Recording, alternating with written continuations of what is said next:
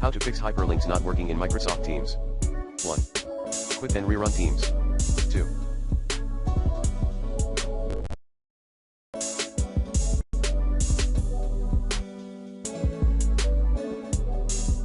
Clear cache and cookies of your default browser. 2.1.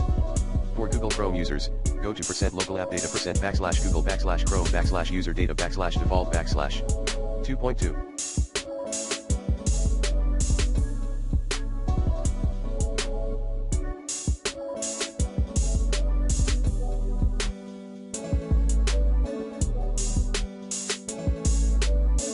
For Microsoft Edge viewers, head to %localappdata%\Microsoft\Edge_userdata\default\3.